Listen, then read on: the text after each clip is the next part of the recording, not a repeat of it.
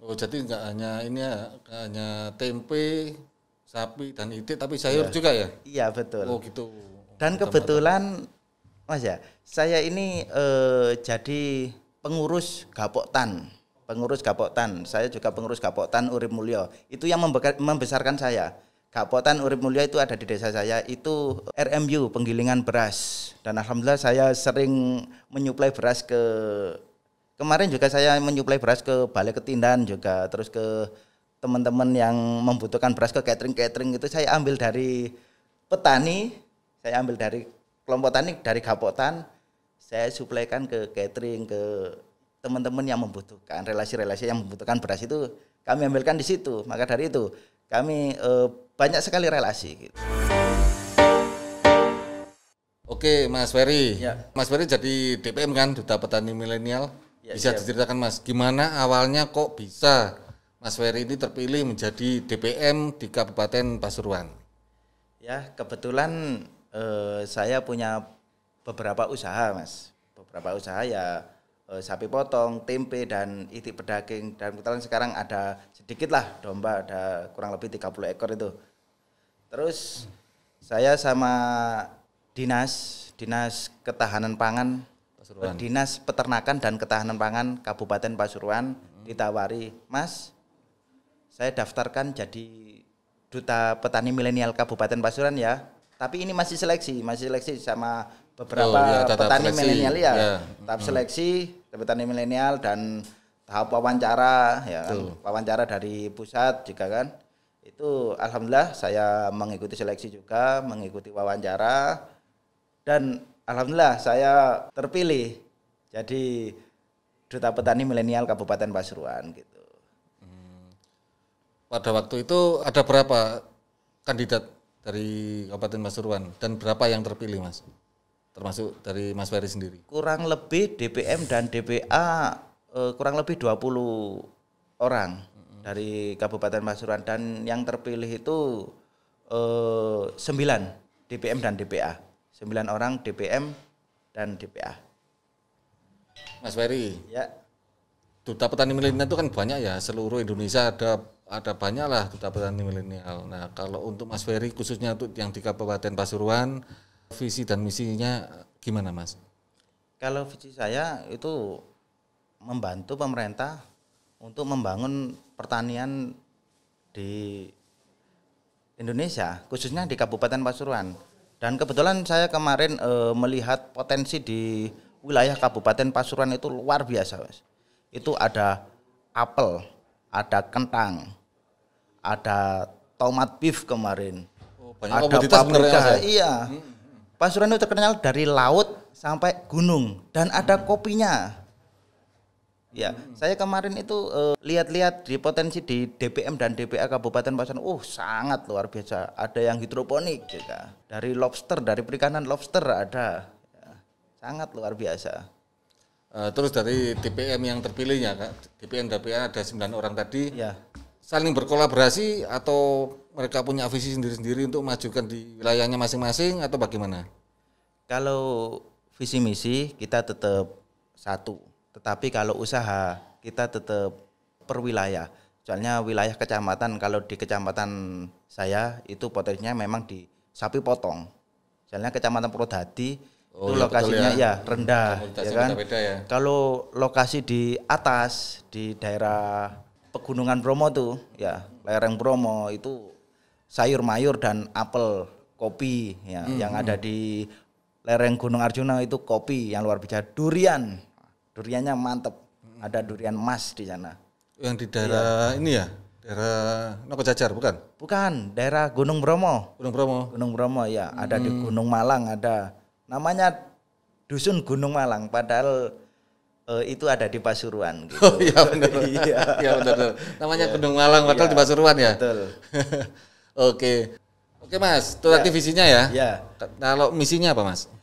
Misinya adalah mengetuk, Mas. Mengetuk dan meresonansi. Kayak sales door Ya, to door. mengetuk dan meresonansi kaula muda petani milenial Kabupaten Pasuruan.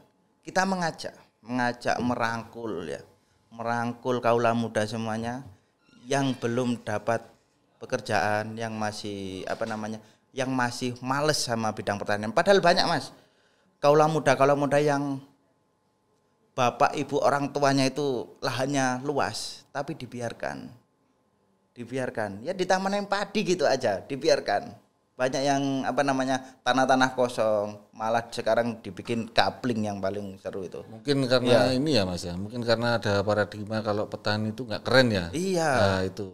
Padahal petani itu keren. Mungkin itu tugas utamanya DPM. Iya, sebagai milenial sekarang bisa menunjukkan ke generasi yang seumuran dengan betul. Mas Ferry ya, untuk bahwa petani itu keren banget. Ya. Soalnya petani itu tidak harus kotor. Ya kan? Ya, betul. Petani itu punya teknologi untuk gimana kita ngerawat kayak peternakan, merawat sapi banyak tapi nggak capek. Ya kan? Itu dulu misi saya, ya. Merawat sapi banyak tapi tidak capek. Ya di di kandang saya meskipun sapi 20 ekor ya itu tidak capek gitu. Sapi perah? Bukan, tapi sekarang sapi pedaging. Kalau dulu sebelum ke Jepang sapi perah ya. Kirain sapinya suruh merah sendiri ya. gitu. Kalau sapi perah sekarang ada mesinnya Mas. Ya, kita pakai mesin luar biasa. Iya. Gitu ya. Oh, pakai mesin, pakai alat. Pakai alat. Ya. Alatnya juga banyak, ya kan. Sekarang khususnya Basuran ada di Kecamatan Grati. Itu potensinya sapi perah luar biasa. Padahal di Kecamatan Grati itu panas.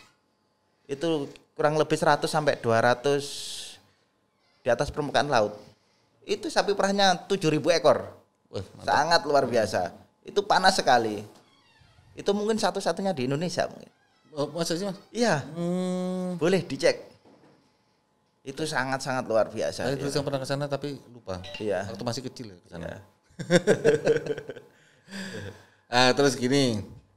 Itu tadi kan duta petani milenial, artinya generasi muda yang padahal paradigma sekarang itu mungkin oleh teman-teman yang seusianya Mas Ferry mungkin petani itu apa sih? Wah, petani itu kotor, petani gak keren, mendingan bekerja di kota atau gimana. Padahal sekarang ini kan banyak pekerjaan yang terdampak pandemi ya. Artinya banyak perusahaan yang tutup, ada PHK yang massal, akhirnya memaksa mereka itu kembali ke desa masing-masing. Betul.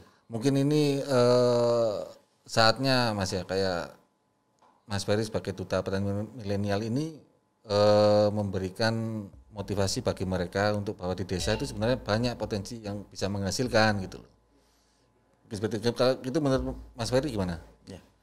Itu waktu Covid memang PHK terus pengangguran luar biasa. Kalau di desa kami Mas, di desa saya ya, itu waktu kena Covid, memang kemarin itu banyak yang beralih jadi peternak dan petani.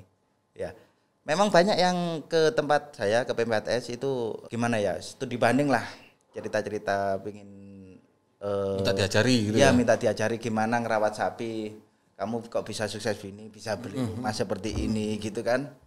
Terus ya alhamdulillah saya kasihkan caranya untuk biar ngerawat sapi banyak nggak capek, pakannya difermentasi atau dikeringkan gitu, terus diberi comboran yang ramah lingkungan ya. Cara apa? Comboran tuh nggak perlu mahal, kita pokok punya alatnya, punya mesinnya, kita comboran meskipun dari kita nyari-nyari di sawah, di lahan-lahan tetangga itu, yang penting kita beli nggak mahal-mahal itu bisa luar biasa. Iya. Dari situlah kita mengajak dan merangkul semua kalangan, bukan pemuda aja, bapak-bapak, ibu-ibu kita rangkul semua, sampai kakek-kakek kita rangkul. Wah, kakek dirangkul. Mungkin gini Mas Ferry, ada mungkin himbauan atau pesan dari Mas Ferry ya sebagai DPM kepada generasi muda yang lain tentang sudut pandang Mas Ferry tentang pertanian ini gimana? Silakan Mas.